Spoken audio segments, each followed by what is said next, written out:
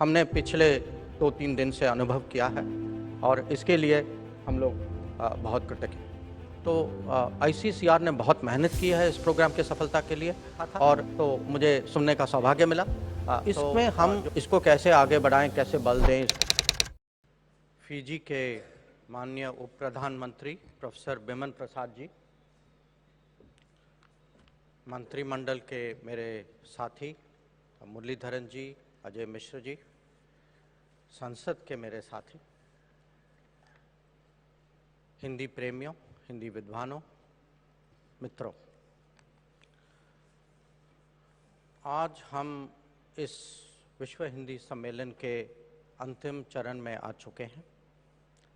पिछले दिनों में हम सबका अनुभव हुआ है, हम सब लोगों ने भाग लिया है 10 विचार सत्रों में, 2 सांस्कृतिक कार्यक्रम भी हुए, 2 प्रदर्शन भी थे।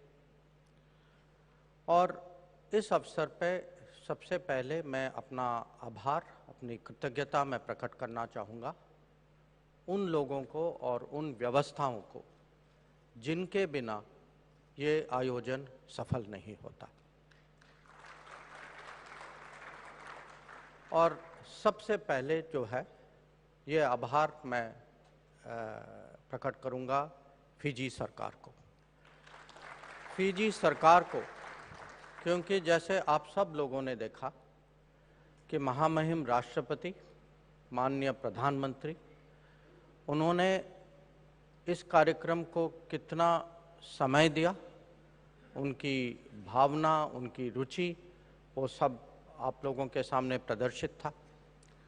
और उनके अलावा कि मंत्रिमंडल के तीनों उप प्रधानमंत्री, खासकर प्रोफेसर बिमन प्रसाद जी, उनकी उपस्थिति और जितना सहयोग और सहारा जो हमें मिला इस सरकार से, सचमुच अगर सफलता का ये एक बहुत बड़ा कारण है तो ये फिजी सरकार का योगदान है। इसमें मैं आप चीज़ से अभी बिमन प्रसाद जी ने जिक्र किया था हिंदी सिनेमा के प्रभाव के बारे में, तो मैं आपके साथ मैं ये भी शेयर करना चाहूँगा। जब हम लोग उस दिन मंच पे बैठे थे तो फिजी के राष्ट्रपति जी ने कहा कि हिंदी फिल्मों का मेरे पर बहुत प्रभाव है, मैंने बहुत फिल्म देखे। तो मैंने पूछा कि आप मुझे बताइए सबसे फेवरेट, आपका सबसे प्रिय फिल्म कौन सा था? तो उन्होंने कहा वो नो क्वेश्चन शोले। हाँ? और फिर उन्होंने कहा, आप लोग सब बैठे थे सामने, तो उन्होंने कहा मुझे अभी भी वो गाना याद आता है, वो दोस्ती। हाँ? तो वो दोस्ती की भावना जो है हमने पिछले 2-3 दिन से अनुभव किया है और इसके लिए हम लोग बहुत कृतज्ञ हैं। फिर थोड़ा बहुत मैं आईसीसीआर के बारे में कहना चाहूँगा कि आज हमारे बीच उनके डायरेक्टर जनरल कुमार तुहिन जी उपस्थित हैं। ये आईसीसीआर के प्रयास से 31 देश के हिंदी विद्वान हमारे बीच आज बैठे हैं और ये कोई छोटी बात नहीं है, क्योंकि उनके लिए ये पूरा व्यवस्था करना कि वो फिजी, क्योंकि काफ़ी दूरी से बहुत लोग आए हैं, तो आईसीसीआर ने बहुत मेहनत की है इस प्रोग्राम के सफलता के लिए और इसको भी हमें पहचानना होगा, मानना होगा। फिर मैं कहूँगा जो हमारी टीम एमईए जो है और उसमें खासकर मुरलीधरन जी का जो नेतृत्व है, जो हमारे सचिव हैं, जो सेक्रेटरी ईस्ट जो हिंदी डिपार्टमेंट को हेड करते हैं, सौरभ कुमार जी, और जो हमारे जो अधिकारी जो हैं उन्होंने भी बहुत इस पे काम किया है और उनकी भी योगदान कोई कम नहीं है इसमें, और वो भी मैं आज पहचानना चाहता हूँ।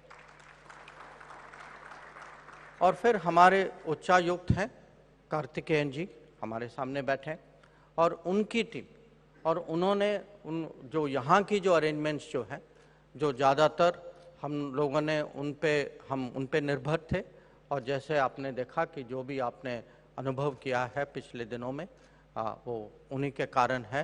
तो उनको भी अगर हम एक बार आप सब ताली बजा के पहचाने तो बहुत अच्छी बात होगी। इस सम्मेलन के दौरान मैं कुछ समय निकाल के मैं राजधानी सुबह भी गया था और जो प्रोफेसर बिमन प्रसाद जी ने जो जिक्र किया कि कल वहाँ संसद में एक बार फिर हिंदी में भाषण देने का अनुमति जो दी गई है, मुझे खुद मैं थोड़ा लेट पहुंचा तो मैं सुन नहीं पाया, पर उनके जो साथी जो हैं चरणजीत सिंह, उनकी भाषण को जो है मैं गैलरी में बैठा था तो मुझे सुनने का सौभाग्य मिला। तो जो एक किस्म से उनके इतिहास में एक ये महत्वपूर्ण घटना है और हमें जो है हिंदी प्रेमी होते हुए हमें इसकी भी महत्व हमें समझनी चाहिए। कल जो हमारी जो बातचीत हुई फिजी के प्रधानमंत्री और मंत्रिमंडल के सदस्यों के साथ, उसमें बातचीत तो ज़्यादातर आर्थिक विषयों पे, सुरक्षा के मामले में और जो हमारा जो विकास डेवलपमेंट पार्टनरशिप के जो प्रोग्राम जो हैं उसके बारे में हुई। पर हम लोगों ने ये विषय पर भी ध्यान दिया कि भारत की ओर से हम यहाँ जो सांस्कृतिक मुद्दे जो हैं इसमें हम इसको कैसे आगे बढ़ाएं, कैसे बल दें, इसका विकास कैसे हो। और मैंने उनको आश्वासन दिया कि खासकर जो टीचिंग जो है, हिंदी टीचिंग, तमिल टीचिंग और कुछ और भी भाषाएं जहाँ भी यहाँ डिमांड हो, हम अपनी ओर से ये पूरे करने के लिए तैयार हैं और मुझे पूरा विश्वास है कि कुछ ही दिनों में इसको हम रूपरेखा दे पाएंगे। अब ये जो हमारी सम्मेलन जो है, आप सब जानते हैं कि इसमें थोड़ी सी विलम्ब हो गई कि कुछ सालों से हम कर नहीं पाए महामारी के कारण। तो ये गैप जो है थोड़ा दिखाई देता है। हम चाहते थे कि और भी बड़े स्तर में करें। तो इस समय पिछले दिनों में आप सबकी ओर से बहुत सारे विचार, आइडिया, सजेशन आए हैं कि आगे का रास्ता क्या होना चाहिए। और मुझे लगता है कि सबकी आशा है कि ये सम्मेलन जो है एक किस्म से हिंदी का एक महाकुंभ होगा, जहाँ दुनिया के लोग आएंगे। सब लोग जो हैं ये माने हिंदी के विषय में ये एक नेटवर्किंग, ग्लोबल नेटवर्किंग की एक प्लेटफॉर्म बनेगी। और इसके बारे में कुछ लोगों ने कुछ प्रस्ताव भी दिए हैं हमें, हम इन सब पे विचार करेंगे।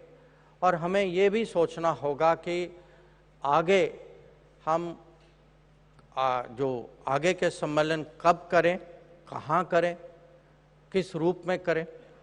और ये जो है हम दिल्ली जाकर इस पे ज़रूर ध्यान देंगे और जो निर्णय लेंगे आप सबको परिचय किया जाएगा उसमें। पर एक चीज़ है कि जो आप सब में जो उत्साह और जो ऊर्जा जो हमें दिखाई देती है, मुझे पूरा विश्वास है कि हमें हिंदी विश्व सम्मेलन जो है रेगुलरली, हो सकता है कि एक बार भारत में, एक बार विदेश में करना चाहिए, पर ऐसे करना चाहिए जैसे मैंने कहा कि दुनिया के जो भी हिंदी प्रेमी हैं, जो भी हिंदी को आगे बढ़ाना चाहते हैं, उनको भाग्य लेने का हमें एक अवसर देना चाहिए। क्योंकि हमारा लक्ष्य जो है वो एक ही है कि हिंदी को हम कैसे विश्व भाषा बनाएं। और विश्व भाषा बनाने के अलग रूप हैं, अलग पहलू हैं, अलग तरीके हैं। तो ये एक ऐसा मंच है जहां सब लोग जो हैं अपनी परिप्रेक्ष्य से कुछ विचार सामने रखते हैं। तो हम सबको इस लक्ष्य की ओर मिलजुल कर काम करना चाहिए। मैं फिर से आप की ओर से मैं सबको जो भी जिन्होंने भी ये आयोजन को सफल बनाया है उनको मैं आभार एक बार और प्रकट करता हूं। और मेरी ओर से आप सबको नमस्कार।